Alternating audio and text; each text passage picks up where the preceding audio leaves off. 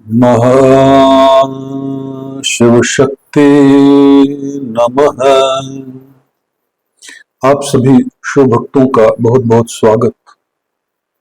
आइए शुरू करते हैं शिव पुराण की कोटि रुद्र संहिता की इस कथा को और जानने का प्रयास करते हैं कि ऋषि मुनि इस कथा के माध्यम से हमें क्या संदेश देना चाहते हैं। टॉपिक है शिवरात्रि व्रत के उद्यापन की विधि। ऋषि बोले, सूत जी, अब हमें शिवरात्रि व्रत के उद्यापन की विधि बताइए, जिसका अनुष्ठान करने से साक्षात भगवान शंकर निश्चय ही प्रसन्न होते हैं।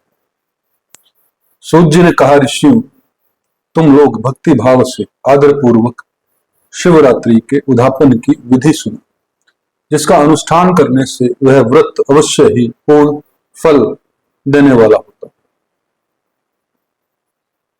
लगातार 14 वर्षों तक शिवरात्रि के शुभ व्रत का पालन करना चाहिए।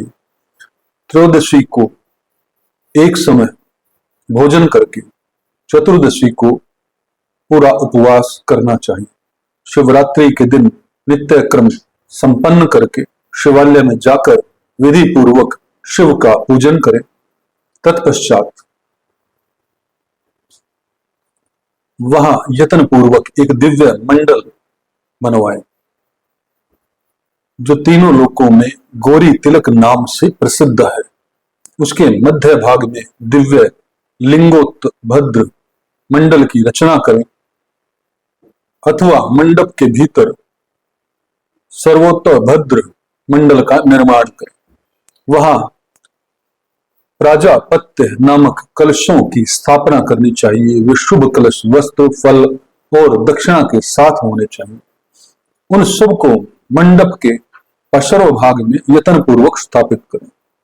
मंडप के मध्य भाग में एक सोने का अथवा दूसरी धातु तांबे आदि का बना हुआ कलश स्थापित करें। व्रती पुरुष उस कलश पर पार्वती सहित शिव की स्वर्णमयी प्रतिमा बनाकर रखे। वह प्रतिमा एक पल तोले अथवा आधे पल सोने की होनी चाहिए, या जैसी अपनी शक्ति हो, सामर्थ्य हो, उसके अनुसार प्रतिमा बनवा ले। वाम भाग में पार्वती की और दक्षिण भाग में शिव की प्रतिमा स्थापित करके रात्रि में उनका पूजन करें। आलस्य छोड़कर पूजन का काम करना चाहिए। उस कार्य में 4 ऋतिवज्यों के साथ एक पवित्र आचार्य का वर्ण करें और उन सब की आज्ञा लेकर भक्ति पूर्वक शिव की पूजा करें। रात को प्रत्येक प्रहर में पृथक पृथक पूजा करते हुए जागरण करें। व्रती पुरुष भगवत्स संबंधी कीर्तन, गीत एवं नृत्य आदि के द्वारा सारी रात बिताए। इस प्रकार विधि पूर्वक पूजन पूर्वक भगवान शिव को संतुष्ट करके प्रातः काल पुनः पूजन करने के पश्चात स्विधि होम करें। फिर यथाशक्ति प्राजापत्य विधान करें। फिर ब्राह्मणों को भक्ति पूर्वक भोजन कराएं और यथाशक्ति दान दें। इसके बाद वस्त्र, अलंकार तथा आभूषणों द्वारा पत्नी सहित ऋतिवज्यों को अलंकृत करके उन्हें विधि पूर्वक पृथक पृथक दान दे। फिर आवश्यक सामग्रियों से युक्त भदड़े सहित गोका आचार्य को यह कहकर विधि पूर्वक दान दें कि इस दान से भगवान शिव मुझ पर प्रसन्न हो। तत्पश्चात कलश सहित उस मूर्ति को वस्त्र के साथ वृषभ की पीठ पर रखकर संपूर्ण अलंकारों सहित उसे आचार्य को अर्पित करें।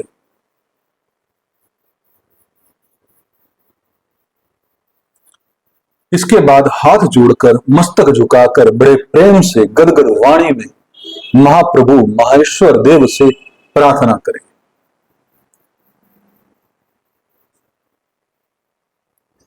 देव देव महादेव, शरणागत वत्सल देवेश्वर, इस व्रत से संतुष्ट हो आप मेरे ऊपर कृपा कीजिए। शिव शंकर, मैंने भक्ति भाव से इस व्रत का पालन किया है। इसमें जो कमी रह गई हो वह आपके प्रसाद से पूरी हो जाए। शंकर, मैंने अनजान में या जानबूझकर जो जप पूजन किया है वह आपकी कृपा से सफल हो। इस तरह परमात्मा शिव को पुष्पांजलि अर्पण करके फिर नमस्कार एवं प्रार्थना करें। जिसने इस प्रकार व्रत पूरा कर लिया उसके उस व्रत में कोई न्यूनता नहीं रहती, उसे वह मनोवांछित सिद्धि प्राप्त कर लेता है, इसमें संशय नहीं है। हे शिव भक्तों, जब भी हम किसी व्रत का उद्यापन करते हैं तो ये प्रखंड मतलब हाईली नॉलेजेबल एंड एक्सपीरियंस्ड ब्राह्मण से ये हमें करवाना चाहिए। उनकी जैसा दिशा निर्देश हो वही हमें करना चाहिए। स्वयं इस तरह अपने आप ना करें तो उचित हो। यह शिव कथा जो है सिर्फ और सिर्फ अपनी नॉलेज को एनहांस करने के लिए है। प्रैक्टिकल किसी हाईली क्वालिफाइड एंड एक्सपीरियंस्ड गुरु के अंडर ही परफॉर्म करें। दूसरी कथा का टॉपिक है अनजान में शिवरात्रि व्रत करने से एक भील पर भगवान शंकर की अद्भुत कृपा। ऋषियों ने पूछा, सूत जी, पूर्व काल में किसने इस उत्तम शिवरात्रि व्रत का पालन किया था और अनजान में भी इस व्रत का पालन करके किसने कौन सा फल प्राप्त किया था। सूत जी ने कहा, ऋषियों, तुम सब लोग सुनो, मैं इस विषय में एक निषाद का प्राचीन इतिहास सुनाता हूं जो सब पापों का नाश करने वाला है। पहले की बात है, किसी वन में एक भील रहता था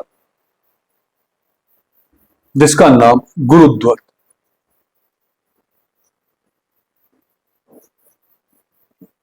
उसका कुटुंब बड़ा था तथा वह बलवान और क्रूर स्वभाव का होने के कारण के साथ ही क्रूरतापूर्ण क्रम में तत्पर रहता था। वह प्रतिदिन वन में जाकर मृगों को मारता, वहीं रहकर नाना प्रकार की चोरियां करता था। उसने बचपन से ही कभी कोई शुभ कर्म नहीं किया था। इस प्रकार वन में रहते हुए उस दुरात्मा भील का बहुत सा समय बीत गया। तदंतर एक दिन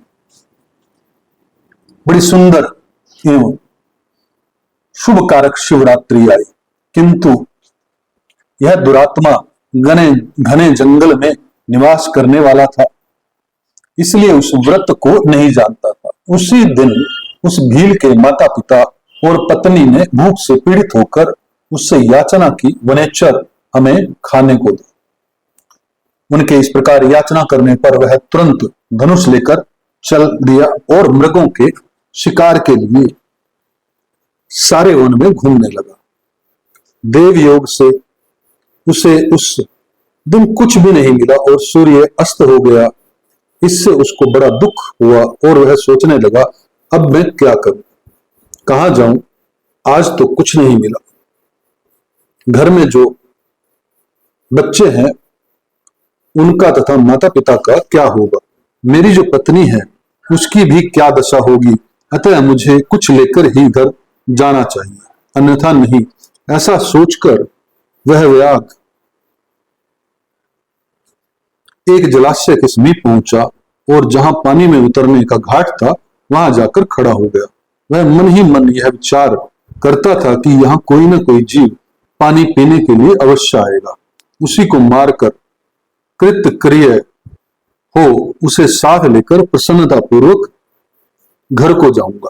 ऐसा निश्चय करके वह व्याग एक बेल के पेड़ पर चढ़ गया और वहीं जल साथ लेकर बैठ गया। उसके मन में केवल यही चिंता थी कि कब कोई जीव आएगा और कब मैं उसे मारूंगा। इसी प्रतीक्षा में भूख प्यास से पीड़ित हो वह बैठा रहा। उस रात के पहले प्रहर में एक प्यासी हिरनी वहां आई जो चकित होकर जोर जोर से चौकड़ी भर रही थी। ब्राह्मणों उस मृगी को देखकर व्याग को बड़ा हर्ष हुआ और उसने तुरंत ही उसके वध के लिए अपने धनुष पर एक बाण का संधान किया। ऐसा करते हुए उसके हाथ ने के धकेले थोड़ा सा जल और विल्व पत्र नीचे गिर पड़े। उस पेड़ के नीचे शिवलिंग था। उक्त जल और बिल्व पत्र से शिव की प्रथम प्रहर की पूजा संपन्न हुई। उस पूजा के महामात्य से उस व्याघ्र का बहुत सा पातक तत्काल नष्ट हो गया। वहां होने वाली खड़खड़ाहट की आवाज को सुनकर हरणी ने भय से ऊपर की ओर देखा। व्याघ्र को देखते ही वह व्याकुल हो गई और बोली। मृगी ने कहा, व्याघ्र, तुम क्या करना चाहते हो? मेरे सामने सच सच बताओ। हिरणी की यह बात सुनकर व्याघ्र ने कहा, आज मेरे कुटुंब के लोग भूखे हैं, अतः तुमको मारकर उनकी भूख मिटाऊंगा, उन्हें तृप्त करूंगा। व्याघ्र का वह दारुण वचन सुनकर तथा जिसे रोकना कठिन था, उस दुष्ट भील को बाण ताने देखकर मृगी सोचने लगी कि अब क्या करूं, कहां जाऊं, अच्छा कोई उपाय रचती हूं। ऐसा विचार कर उसने वहां इस प्रकार कहा। मृगी बोली, भील, मेरे मांस से तुमको सुख होगा। इस अनर्थकारी शरीर के लिए इससे अधिक महान पुण्य का कार्य और क्या हो सकता है? उपकार करने वाले प्राणी को इस लोक में जो पुण्य प्राप्त होता है, उसका 100 वर्षों में भी वर्णन नहीं किया जा सकता। परंतु इस समय मेरे सब बच्चे मेरे आश्रम में ही हैं। मैं उन्हें अपनी बहन को अथवा स्वामी को सौंपकर लौट आऊंगी। वनेचर, तुम मेरी इस बात को मिथ्या न समझो। मैं फिर तुम्हारे पास लौट आऊंगी, इसमें संशय नहीं है। सत्य से ही धरती टिकी हुई है, सत्य से ही समुद्र अपनी मर्यादा में स्थित है और सत्य से ही निर्जरों से जल की धाराएं गिरती हैं। सत्य में ही सब कुछ स्थित है। सूत जी कहते हैं कि मृगी के ऐसा कहने पर जब व्याघ्र ने उसकी बात नहीं मानी, तब उसने अंततः विस्मित एवं भयभीत हो पुनः इस प्रकार कहना आरंभ किया। मृगी बोली, व्याघ्र सुनो, मैं तुम्हारे सामने ऐसी शपथ खाती हूं जिससे घर जाने पर मैं अवश्य तुम्हारे पास लौट आऊंगी। ब्राह्मण यदि वेद बेचें और तीनों काल संध्या न करें तो उसे जो पाप लगता है, पति की आज्ञा का उल्लंघन करके स्वेच्छा अनुसार कार्य करने वाली स्त्रियों को जिस पाप की प्राप्ति होती है,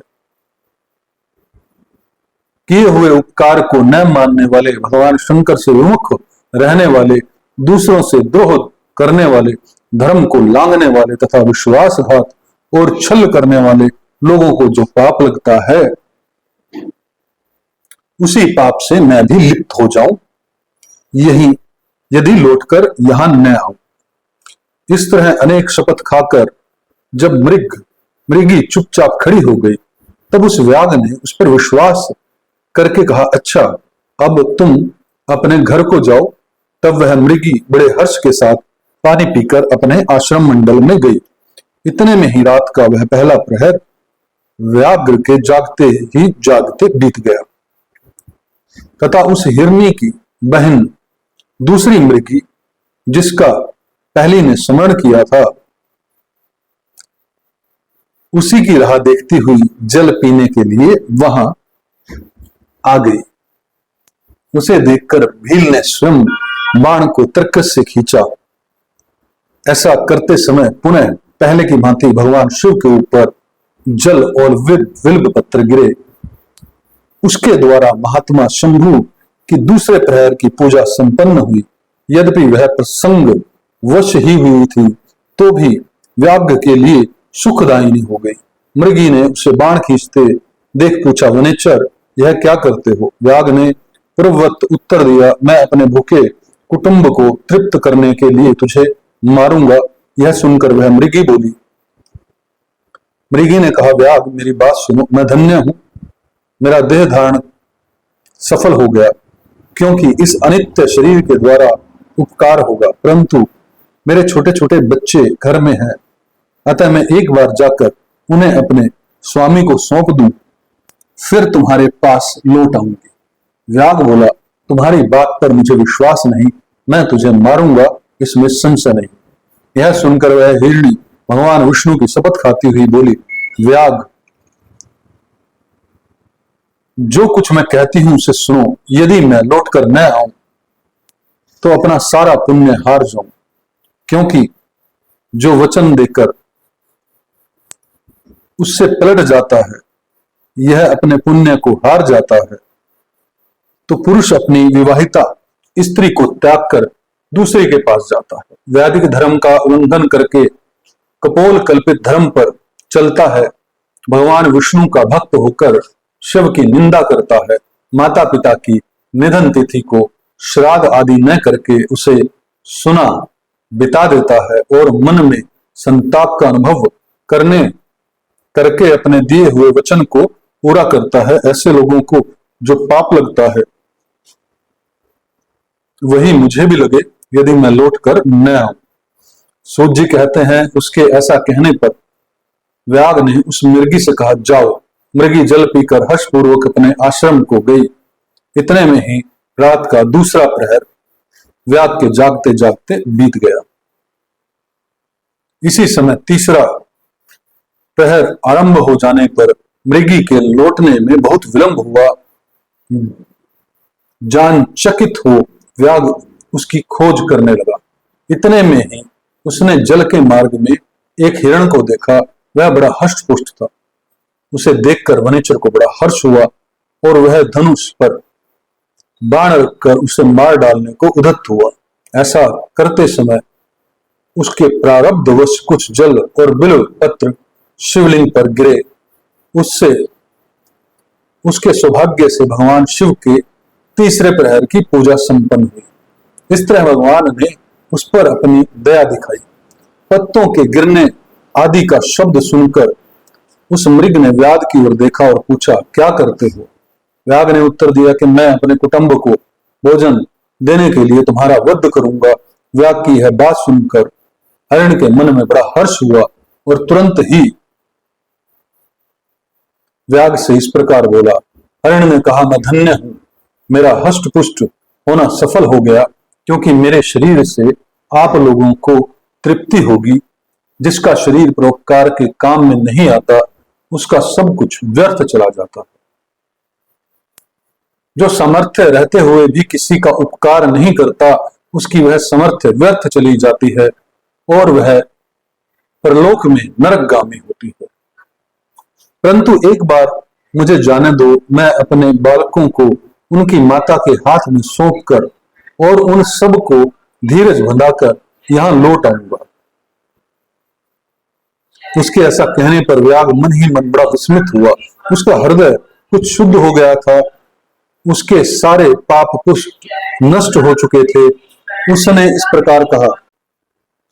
व्याग बोला, जो जो यहां आए वे सब तुम्हारी ही तरह बातें बनाकर चले गए, परंतु वे अभी तक यहां नहीं लौटे। मृग, तुम भी इस समय संकट में हो, इसलिए झूठ बोलकर चले जाओगे। फिर आज मेरा जीवन निर्वाह कैसे होगा? मृग बोला, व्याग, मैं जो कुछ कहता हूं उसे सुनो। मुझ में असत्य नहीं है। सारा चराचर ब्रह्मांड सत्य से ही टिका हुआ है। जिसकी वाणी झूठी होती है उसका पुण्य उसी क्षण नष्ट हो जाता है। तथापि भी तुम मेरी सच्ची प्रतिज्ञा सुनो। संध्या काल में मैथुन और तथा शिवरात्रि के दिन भोजन करने से जो पाप लगता है, झूठी गवाही देने, धरोहर को हड़प लेने तथा संध्या न करने से द्विज को जो पाप होता है, वही पाप मुझे भी लगे यदि मैं लौट कर न आऊं। जिसके मुख से कभी शिव का नाम नहीं निकलता, जो समर्थ रहते हुए भी दूसरों का उपकार नहीं करता, पर्व के दिन श्रीफल तोड़ता है, अभक्ष भक्षण करता तथा शिव की पूजा किए बिना और भस्म लगाए बिना भोजन कर लेता है, इन सब का पातक मुझे लगे यदि मैं लौट कर न आऊं। सूत जी कहते हैं कि उसकी बात सुनकर व्याग ने कहा, जाओ, शीघ्र लौटना। व्याग के ऐसे कहने पर मृग पानी पीकर चला गया। वे सब अपने आश्रम पर मिले। तीनों ही प्रतिज्ञाबद्ध हो चुके थे आपस में एक दूसरे के वृत्तांत को भली भांति सुनकर सत्य के पाश से बंधे हुए उन सब ने यही निश्चय किया कि वहां अवश्य जाना चाहिए। इस निश्चय के बाद वहां बालकों को आश्वासन देकर वे सब के सब जाने के लिए उत्सुक हो गए। उस समय जेठी मृगी ने कहा, अपने स्वामी से कहा, स्वामिन, आपके बिना यहाँ बालक कैसे रहेंगे? प्रभु, मैंने ही वहां पहले जाकर प्रतिज्ञा की है, इसलिए केवल मुझको जाना चाहिए, आप दोनों यही रहे। उसकी यह बात सुनकर छोटी मृगी बोली, बहन, मैं तुम्हारी सेविका हूं, इसलिए आज मैं ही व्याघ्र के पास जाती हूं, तुम यहीं रहो। यह सुनकर मृग बोला, मैं ही वहां जाता हूं, तुम दोनों यहां रहो, क्योंकि शिशुओं की रक्षा माता से ही होती है। स्वामी की यह बात सुनकर उन दोनों मृगियों ने धर्म की दृष्टि से उसे स्वीकार नहीं किया। वे दोनों अपने पति से प्रेम पूर्वक बोले, प्रभु, पति के बिना इस जीवन को धिक्कार है। तब सबने अपने बच्चों को सांत्वना देकर उन्हें पड़ोसियों के हाथ में सौंप दिया और स्वयं शीघ्र ही उस स्थान को प्रस्थान किया जहां वह व्याघ्र शिरोमणि उनकी प्रतीक्षा में बैठा था। उन्हें जाते देख उनके वे सब बच्चे भी पीछे पीछे चल दिए। उन्होंने यह निश्चय कर लिया था कि इन माता पिता की जो गति होगी वही हमारी भी हो। उन सबको एक साथ आया देख व्याघ्र को बड़ा हर्ष हुआ। उसने धनुष पर बाण रखा। उस समय पुनः जल और बिल्व पत्र शिव के ऊपर गिरे। उससे शिव की चौथे प्रहर की शुभ पूजा भी संपन्न हो गई। उस समय व्याघ्र का सारा पाप तत्काल भस्म हो गया। इतने में ही दोनों मृग्या और मृग बोल उठे, व्याध शिरोमणि, शीघ्र कृपा करके हमारे शरीर को सार्थक करो। उनकी यह बात सुनकर व्याघ्र को बड़ा विस्मय हुआ। शिव पूजा के प्रभाव से उसको दुर्लभ ज्ञान प्राप्त हो गया था। उसने सोचा, ये मृग ज्ञानहीन पशु होने पर भी धन्य है।